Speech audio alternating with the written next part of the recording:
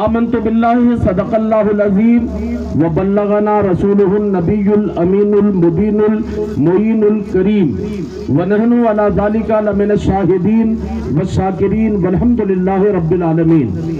مولایا صلی وسلم دائما ابدا علی حبیبک خیر الخلق کلہم۔ مصطفیٰ جان رحمت پہ لاکھوں سلام، شمع بزم ہدایت پہ لاکھوں سلام۔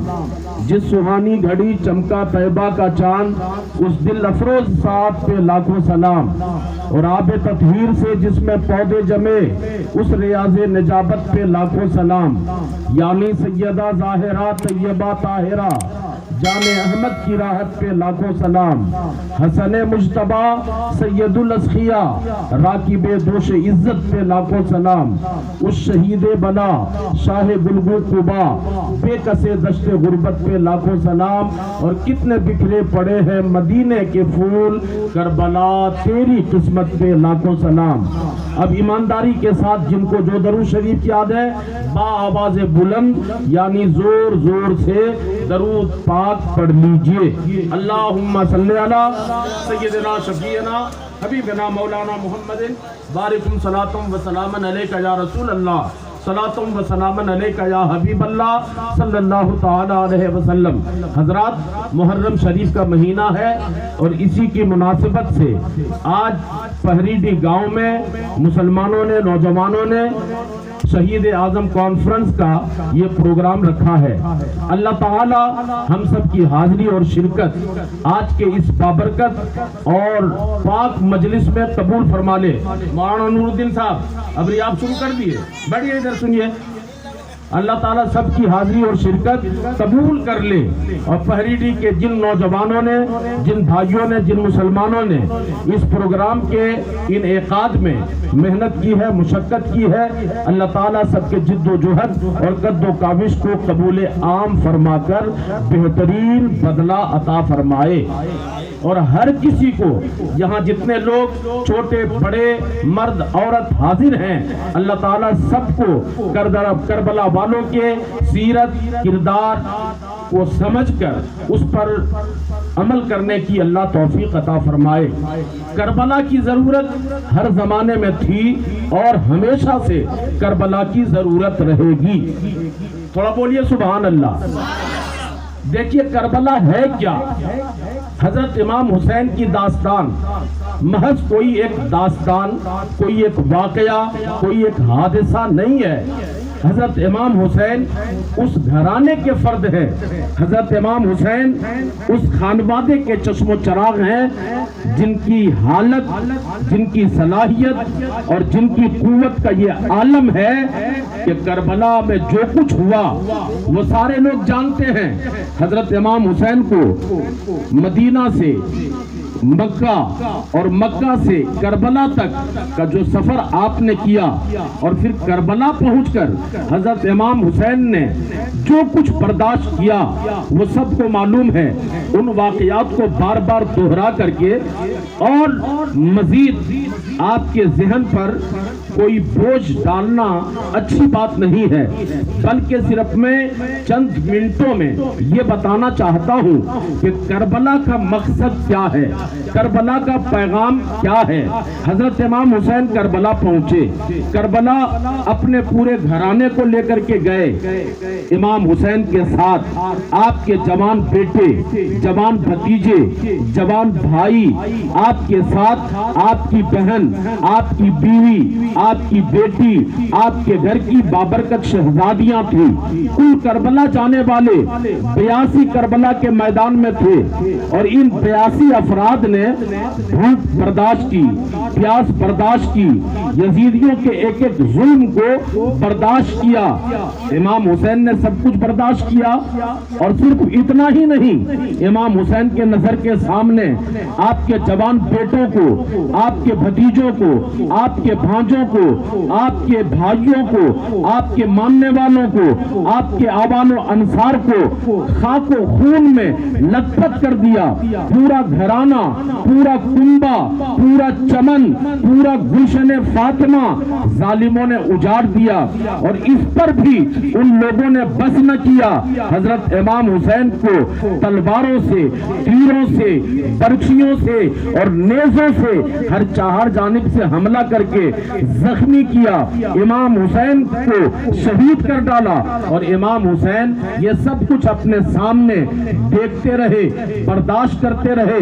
हालांकि हजरत इमाम हुसैन अगर चाहते तो इमाम हुसैन एक मर्तबा अगर अपनी जुबान से एक लफ्ज निकाल देते तो इमाम हुसैन के एक जुमले से पूरा करबला का नक्शा और करबला का मंजर बदल जाता।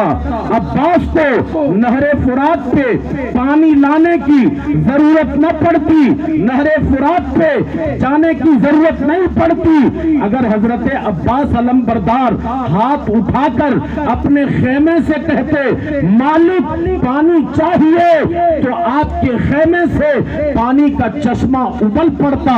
अगर अली असगर अपनी एड़ी जमीन पर मार देते तो वहीं से पानी का चश्मा फूट पड़ता।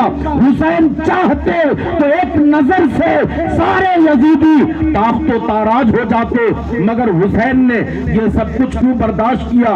इमाम हुसैन ने सफर की तकलीफें बर्दाश्त की, इमाम हुसैन ने करबला में भूख काटी, इमाम हुसैन ने करबला में प्यास बर्दाश्त की, इमाम हुसैन ने करबला में सारे जुल्म, सारी तकलीफें अपने सामने देखी, सिर्फ इसलिए कि एक मौका पर जब मेरे इमाम मक्का से मदीना से मक्का आए, मक्का से करबला जाने लगे, तमाम मक्का वालों ने कहा हजरत आप कूफा मत जाइए, करबला मत जाइए, आपको नहीं जाना चाहिए। वहां के लोगों के बातों का, उनके बातों का, उनकी जुबान का, उनके कौल का, उनके करार का कोई भरोसा नहीं है। वो लोग पलटने वाले हैं, ना अपनी जुबान पे खड़े रहने वाले हैं, ना अपनी बातों पे साबित कदम रहने वाले हैं। आप मत जाइए, नहीं जाना चाहिए। मगर इमाम हुसैन ने कहा मेरे भाइयों, मेरे दोस्तों, मेरे अजीजों, मुझे मत रोको, मैं करबला जाऊंगा, मुझे जाना है, मैं जरूर जाऊंगा। आपके भाई अब्दुल्ला इब्ने जाफर तैयार ने कहा मेरे भाई हुसैन, आका हुसैन, एक बात आप बताइए, आप करबला क्यों जाना चाहते हैं, जाने पे जिद क्यों कर रहे हैं? इमाम हुसैन ने कहा था ए मेरे भाई, मैं करबला इसलिए जा रहा हूँ, मुझे इसलिए जाना है, मुझे इसलिए जाना है कि वलकुम फीहा उसवा, मेरे करबला जाने में अपनी जिंदगी को नाना की उम्मत के लिए मिसाल बनाना है, नमूना बनाना है, अपने घराना को नमूना बनाना है, अपने घर के बच्चियों को नमूना बनाना है, अपने भाइयों को नमूना बनाना है, अपने बेटों को नमूना बनाना है। मैं इसलिए करबला जा रहा हूँ कि सुबह कयामत तक मेरे नाना की उम्मत हमें देखकर, हमारे बच्चों को देखकर, हमारे घर को देखकर, हमारी बहनों को देखकर, हमारी बेटियों को देखकर अपने घरानों और अपने बच्चियों की फिक्र किया करेंगे। नाराए तकबीर, नाराए तकबीर, नाराए रिसालत, नाराए रिसालत। हजरत अल्लामा मौलाना महबूब साहब किबला, हजरत अल्लामा मौलाना महबूब साहब किबला, नाराए तकबीर, नाराए रिसालत। नमूना क्या था बताएं आपको? मेरे इमाम करबला गए, आखिरी वक्त है, इमाम हुसैन के जिस्म पर 134 तलवारों के जख्म हैं, इमाम हुसैन के जिस्म पर 100 के करीब बर्छियों और तीरों के जख्म हैं। इतने जख्म खाकर इमाम हुसैन जब घोड़े से जमीन पर गिरे, शिम्र जिल जोशन नामी एक बदबख्त नापकार आया, इमाम के सीने पे बैठ गया, खंजरे आबदार निकाला, इमाम हुसैन के हलक पे रखा और जैसे ही उसने अपना काम करने का इरादा किया, इमाम हुसैन ने कहा एक काम करो, उतर जा, मेरे सीने से उतर जा, नमाज जुमा का वक्त है, मेरे नाना की उम्मत मस्जिद में नमाज पढ़ रही होगी, सिमर तुझे जो करना है कर लेना, तुझे तेरी जो मर्जी है कर लेना, मगर उतर जा, मुझे पलट कर अपनी पेशानी जमीन पे रख लेने दो, सजदा कर लेने दो, जब मैं सजदे में चला जाऊं जो तेरी मर्जी आए कर लेना। جو تیرے من میں آئے کر لینا۔ امام حسین نے سجدے میں سر رکھا اور سجدے میں سر رکھ کے حسین کہنے لگے مالک پروردگار میں تیری تقدیر پہ راضی ہوا، میں تیری قضا پہ راضی ہوا، مالک جو تیری مرضی تھی وہی حسین کی مرضی ہے، مگر مالک اب تو اتنا بتا دے کہ تو حسین سے راضی ہے کہ نہیں، تو حسین سے خوش ہے کہ نہیں۔ علامہ اقبال کہتے ہیں جب حسین نے سجدے میں جا کر یہ تسبیح پڑھی، مشیت نے پکارا حسین سجدے تو سب نے کیے ہیں مگر سب کا الگ انداز ہے، اور تو نے وہ سجدہ کیا جس پر خدا کو نہ۔ سبحان اللہ سبحان اللہ۔ تو کربلا کا اصل پیغام نماز ہے۔ کربلا کا اصل پیغام کیا ہے؟ بولو سب بولو، اصل پیغام کیا ہے؟ نماز۔ شمس الدین کل سے نماز پڑھو گے کہ نہیں پڑھو گے؟ کل کودو گے؟ فہریڈی کے لوگ اگر آپ امام حسین کے نام پر جلسہ کر رہے ہیں، آپ جلسہ میں آئے ہیں، تو آپ کو یاد رکھنا ہوگا کربلا کا پیغام مردوں کے لیے نماز اور عورتوں کے لیے پردے کا ہے۔ جھوم کے بولو سبحان اللہ۔ جو بے پردہ ہو کر میلوں میں جائے، جو بے پردہ ہو کر بازاروں میں جائے، جو بے پردہ ہو کر سڑکوں میں گھومے، وہ فاطمہ کی کنیز نہیں ہو سکتی ہے، وہ زینب کی سیرت پہ عمل کرنے والی نہیں ہو سکتی ہے۔ اور جو مسلمان مرد ہو کر نماز نہ پڑھے، سجدہ نہ کرے، ایک خدا کی بندگی نہ کرے، وہ حسین کا سچا ماننے والا نہیں ہو سکتا۔ کربلا کی ضرورت ہر زمانے میں تھی، ہر زمانے میں ہے اور ہر زمانے تک رہے گی۔ یہ کربلا ہے، کربلا۔ جم کے بولو سبحان اللہ۔ ذرا کربلا کا پیغام سنو۔ اگر کربلا والوں کی باتوں پر ہم نے عمل کر لیا، ہماری بستیاں لالا زار بن جائے گی، ہر گھر، ہر خاندان، ہر کنبہ چمنزار بن جائے گا۔ آج گھروں کے گھر جل رہے ہیں، آج بستیاں اجڑ رہی ہیں، آج گاؤں میں ویرانہ اور سناٹا چھا گیا ہے۔ آپ نہیں مانو گے، آپ کو یقین نہیں ہے، آپ دیکھو ہر بستی، ہر گاؤں، ہر گھر، ہر فرد آج حسد، بغض، جلن، کینہ، عداوت اور دشمنی کی آگ میں ہر گھر جل رہا ہے۔ آپ مانتے ہیں کہ نہیں؟ بھائی بھائی میں محبت نہیں، دو بھائی ہیں مگر برسوں سے سلام کلام نہیں۔ میں پوچھتا ہوں تم کون حسینی ہو؟ حضرت امام حسن و حسین تین بھائی تھے۔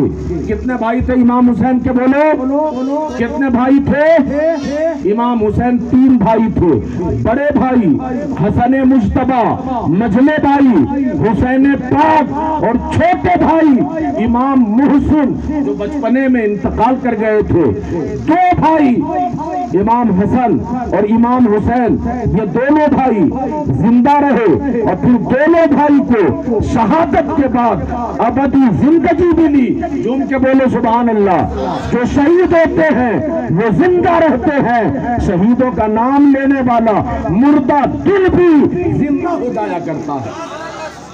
جھوم کے بولیے سبحان اللہ۔ تم لوگ لاٹھی ڈانگ لے کے بیٹھے ہو، کب بولو گے؟ زور سے بولو سبحان اللہ۔ حضرت امام حسن و حسین دو بھائی تھے۔ بڑے بھائی کا نام کیا تھا؟ سب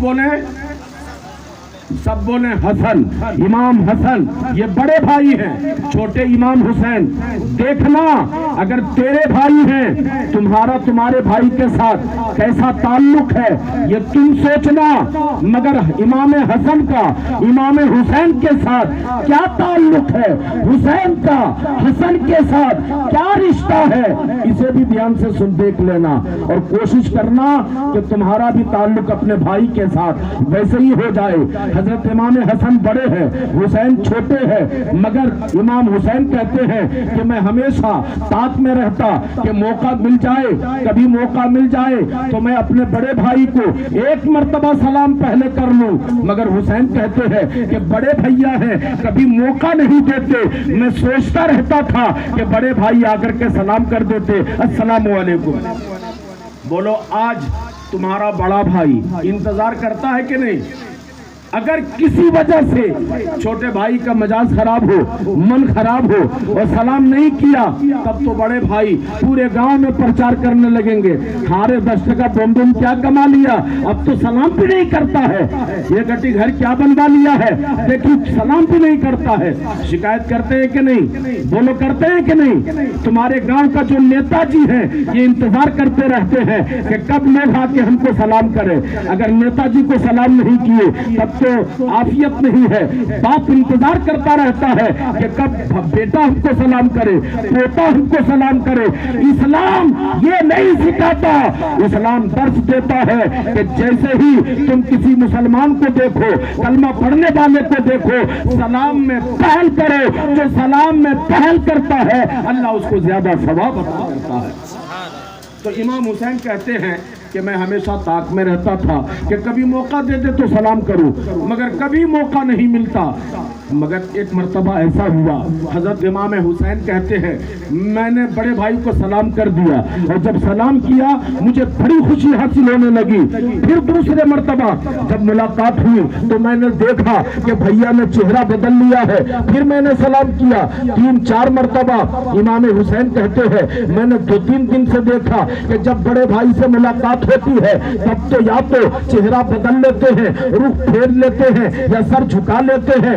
حضرت امام حسین کو بات سمجھ میں آنے لگی، لگتا ہے کہ بھائی کو مجھ سے کوئی تکلیف ہو گئی ہے، کوئی رنجش ہوئی ہے، کوئی خطا کمی مجھ سے ہو گئی ہے۔ حضرت امام حسین اپنے نانا کے پاس گئے اور جا کر کے نانا سے کہنے لگے نانا حضور، پہلے تو بھائی کبھی سلام کا موقع نہیں دیتے تھے، مگر چند دنوں سے میں دیکھتا ہوں، مجھے محسوس ہو رہا ہے لگتا ہے کہ بھائی کو مجھ سے کوئی تکلیف ہو گئی ہے، مجھ سے کوئی غلطی ہو گئی ہے، کوئی انجانے میں کمی ہو گئی ہے۔ یہی وجہ ہے کہ جب ملاقات ہوتی ہے یا تو بھائی چہرہ پھیر لیتے ہیں یا رخ بدل لیتے ہیں، وہ سلام نہیں کرتے۔ حضرت امام حسین نے جب نانا سے یہ شکایت کی، مصطفیٰ نے سنا، مسکرانا شروع کر دیا اور ہنستے ہوئے فرمایا کہ میرا بیٹا حسن کہاں ہے؟ بلائے گئے، حضرت امام حسن آئے، نبی نے فرمایا حسن، حسین کو شکایت ہے، کیا حسین سے کوئی کمی ہو گئی ہے، کوئی گستاخی غلطی ہو گئی ہے؟ پہلے تو سلام کا موقع نہیں دیتا تھا، مگر چند دنوں سے یا تو چہرہ بدل لیتا ہے، رخ موڑ لیتا ہے یا سر جھکا لیتا ہے، کیا سبب ہے؟ جیسے ہی نانا نے پوچھا، اب بڑے بھائی کا جواب سننا، حضرت امام حسن کہنے لگے نانا میں اپنے بھائی سے کیسے غصہ ہو سکتا ہوں؟ میرا بھائی میری شان میں کوئی غلطی گستاخی کیسے کر سکتا ہے؟ نانا بات یہ ہے کہ چند دنوں پہلے میں نے آپ کی تقریر میں آپ سے حدیث سنی، آپ فرماتے ہیں کہ جو سلام میں پہل کرتا ہے کل قیامت والے دن وہی جنت میں پہلے جائے گا، وہی جنت میں پہلے جائے گا۔ جب سے میں نے یہ حدیث سنی ہے میں نے فیصلہ کر لیا ہے کہ میں کبھی سلام میں پہل نہیں کروں گا، میرا بھائی ہی مجھے سلام میں پہل کرے تاکہ قیامت والے دن میرا بھائی مجھ سے پہلے جنت میں چلا جائے۔ جھوم کے بولو سبحان اللہ، سبحان اللہ، سبحان اللہ۔ اب مجھے بتاؤ اس کردار کی ضرورت ہے کہ نہیں؟ ہے کہ نہیں؟ ہر گھر کو، ہر بھائی کو، ہر خاندان کو، ہر بستی کو اس کردار کی ضرورت ہے۔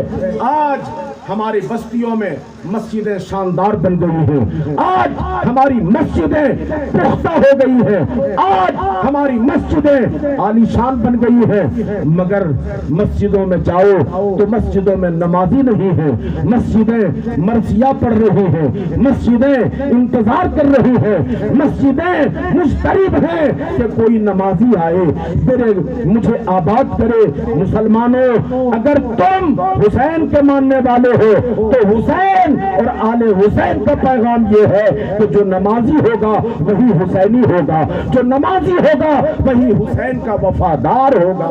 حضرت امام حسین کے 3 بیٹے تھے۔ امام کے کتنے بیٹے تھے بولو؟ سب بولیں زور سے۔ امام کے 3 بھائی اور امام حسین کے بیٹے بھی کتنے تھے؟ 3۔ امام حسین کے تینوں بھائی کا نام یاد رہ جائے گا نا؟ امام حسین کے 3 بیٹوں کا نام سنو۔ امام حسین کے 3 بیٹے تھے اور تینوں بیٹوں کا نام علی تھا۔ امام حسین کے تینوں بیٹوں کا نام کیا تھا؟ تھوڑا آپ لوگ بھی بولیے۔ ارے آپ لوگ جانتے ہیں مگر صرف میری حمایت میں بول دیجئے تاکہ میری حوصلہ افزائی ہو جائے۔ امام حسین کے کتنے بیٹے تھے؟ بولیے کتنے بیٹے تھے؟ اور تینوں بیٹوں کا نام کیا تھا؟ علی۔ بڑے بیٹے کو علی اکبر، مجھلے بیٹے کو علی اوسط، اور جو 6 مہینے کا امام کا بیٹا تھا جن کو علی اصغر کہتے ہیں، تینوں بیٹوں کا نام علی تھا مگر صرف علامت کے لیے اکبر، اوسط اور اصغر لگا دیا گیا تھا۔ امام حسین کے 2 بیٹے، بڑے بیٹے جن کی عمر 22 سال کی تھی، کربلا میں شہید ہو گئے تھے۔ امام حسین کے چھوٹے بیٹے جن کی عمر 6 مہینے کی تھی، ظالموں نے کربلا میں شہید کر دیا تھا۔ امام کے مجھلے بیٹے زین العابدین جن کی عمر 18 برس کی تھی، میدان کربلا میں کربلا کے دن آپ بیمار تھے اور آپ زندہ بچنے والے امام حسین کے گھر کے چمن فاطمہ کے تنہا چشم و چراغ تھے۔ حضرت امام حسین کے یہ بیٹے کربلا سے بچ کے واپس آئے۔ آپ مجھ کو بتائیے کہ خدا کی بارگاہ میں جس نے اپنا باپ دے دیا ہو، بھائی دے دیا ہو، چچا دے دیا ہو، اپنا چچا زاد بھائی دے دیا ہو، اپنا چچا زاد چچا دے دیا ہو، پورا کنبہ دے دیا ہو، اس سے بڑی اور کیا دین ہو سکتی ہے؟ اس سے بڑی اور کوئی بات ہو سکتی ہے؟ جس نے پورا گھرانہ خدا کے راستے میں قربان کر دیا ہو۔ اس کے باوجود دیکھیے امام زین العابدین کو پورا گھر بھی کربلا میں لٹا دیا، پورا کنبہ خدا کے راہ میں قربان کر دیا۔ اور جب کربلا سے واپس آئے تو امام زین العابدین کے خلیفہ اور امام زین العابدین کے مرید امام حسن بصری ہے۔ جھوم کے بولو سبحان اللہ، پیار سے بولو۔ اچھا میں کہہ رہا ہوں امام زین العابدین کے مرید اور خلیفہ۔ مرید جانتے ہو کہ نہیں بھائی بولو؟ پیر مرید جانتے ہیں آپ؟ جانتے ہیں کہ نہیں جانتے ہیں؟ کچھ لوگ کہتے ہیں پیری مریدی یہ کھانے کمانے کا دھندا ہے، کچھ لوگ کہتے ہیں پیری مریدی یہ مولویوں کا پیدا کیا ہوا ہے۔ میں کہتا ہوں پیری مریدی ہمیشہ سے ہے اور ہمیشہ رہے گی، یہ اسلام سے الگ نہیں ہے۔ ہاں میں خود ان پیروں کا مخالف ہوں جو پیر نماز نہیں پڑھتے، جو پیر شریعت پہ عمل نہیں کرتے، جو پیر تعویذ کے نام پر، ڈنڈے کے نام پر، جھاڑ پھونک کے نام پر جس نے اپنے مریدوں کو لنگڑا لولہا بنا دیا ہے، میں ان پیروں کا مخالف ہوں، لیکن پیری مریدی کا میں ہرگز مخالف نہیں۔ تو امام زین العابدین کے مرید امام حسن بصری ہے۔ امام حسن بصری کہتے ہیں، دھیان سے سننا کربلا والوں کا پیغام کیا ہے۔ امام حسن بصری کہتے ہیں کہ میں ایک مرتبہ عمرہ کرنے گیا، مکہ شریف گیا، رات کو طواف کرنے کے بعد میں نے تہجد کی نماز پڑھی اور تہجد کی نماز پڑھ کے میں اپنے قیام گاہ میں آ گیا۔ میں سونے کا ارادہ کر رہا تھا، میں نے سنا کسی کے بہت درد میں ڈوبی رونے کی آواز آئی، کراہنے کی اور بہت کرب کے ساتھ پکارنے کی آواز آئی۔ امام حسن بصری کہتے ہیں آواز میں اس قدر درد، سوز و گداز اور اس قدر کرب تھی کہ میں برداشت نہ کر سکا، میں بستر میں چین سے نہیں رہ سکا۔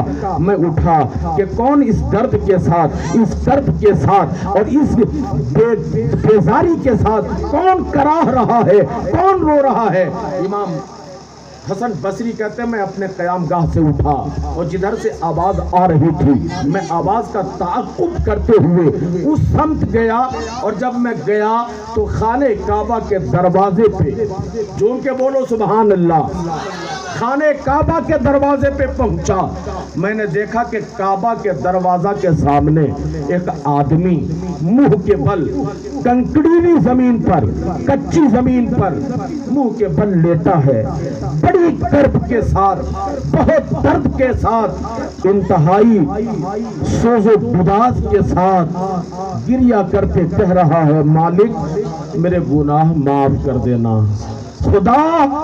خدا بند تعالی میری کوتاہیوں کو بخش دینا۔ حضرت امام حسن بصری کہتے ہیں اس درد کے ساتھ اور اس اضطرابی کیفیت میں یہ رونے والا رو کے کہہ رہا تھا، مجھ سے برداشت نہ ہو سکا، میں نے اسے سہارا دیا، میں نے کہا کیوں گھبراتے ہو، اللہ بڑا مہربان ہے، اگر کسی کا گناہ سمندر کے جھاگ کے برابر ہو اور ایک مرتبہ توبہ کر دے تو اللہ ایک ہی توبہ میں سارا گناہ معاف کر دیتا ہے۔ بولیں گے سبحان اللہ؟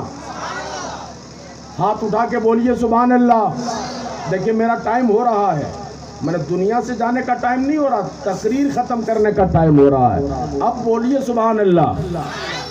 کہتے ہیں کہ میں نے اسے کہا کیوں گھبراتے ہو، میں نے اسے بٹھایا اور جب سامنے آ کر میں نے اس کا چہرہ دیکھا تو میرے پاؤں کے نیچے سے زمین گھسک گئی۔ امام حسن بصری کہتے ہیں میں سوچ رہا تھا کوئی گنہگار ہوگا، کوئی خطاکار ہوگا، مگر یہ تو میرے پیر و مرشد امام حسین کے بیٹے امام زین العابدین ہیں۔ کہتے میں نے سر امام کے قدموں پہ رکھا، میں نے کہا سرکار یہ دل کہاں سے لاتے ہو، یہ دل کہاں سے لاتے ہو، پورا گھرانہ خدا کے راہ میں قربان بھی کر لیتے ہو، اس کے باوجود رب سے معافیاں ہی مانگتے رہتے ہو، یہ دل کہاں سے لے کے آتے ہو؟ سبحان اللہ۔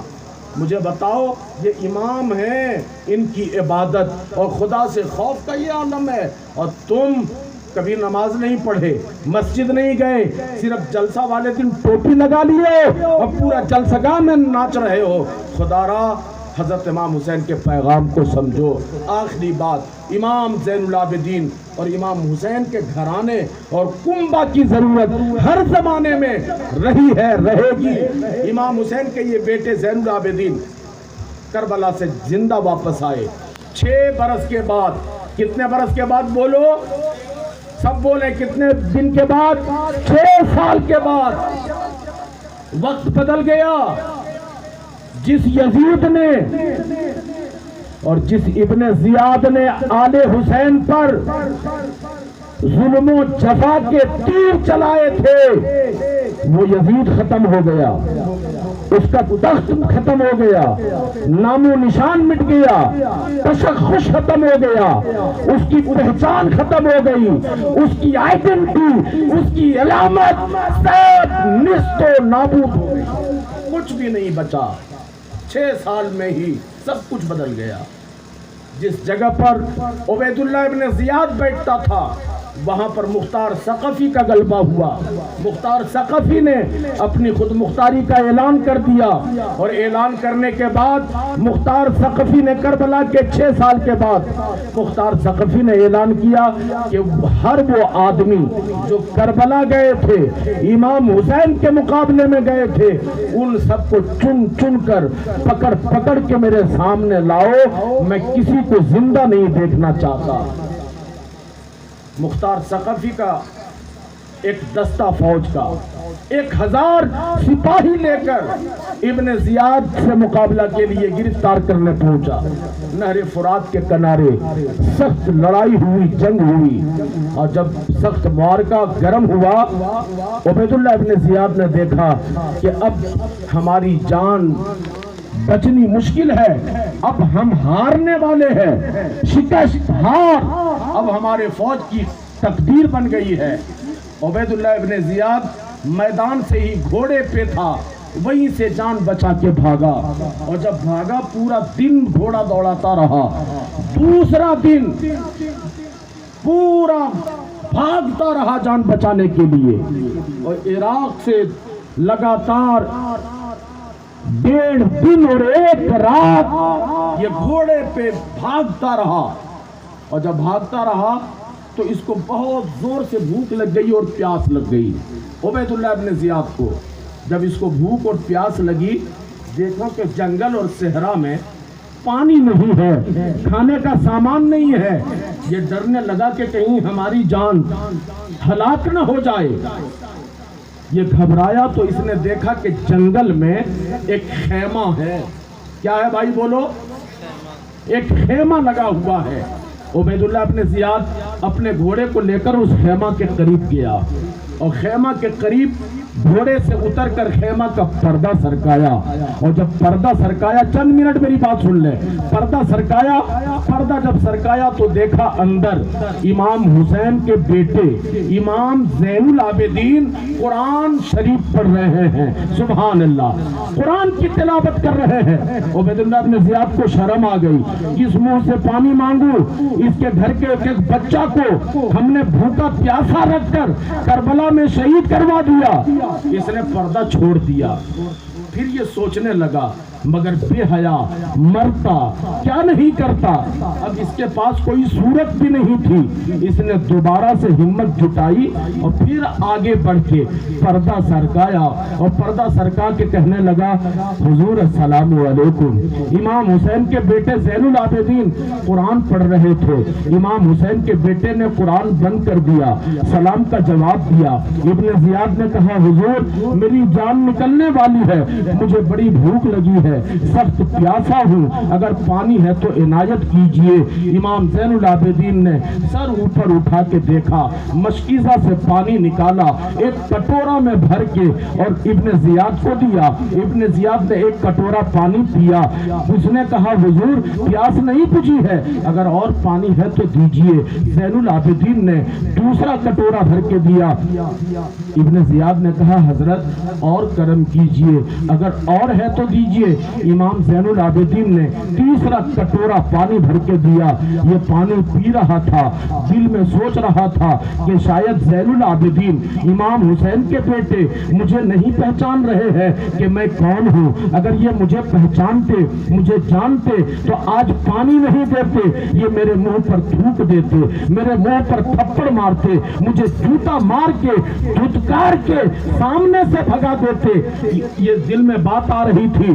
ابن زیاد نے 3 کٹورا پانی پیا، اور جب پانی پی چکا کٹورا بھی بڑھایا، ساتھ میں اس کے منہ بھی کھلے، اور کہنے لگا، حضور شاید آپ مجھے نہیں پہچان رہے ہیں۔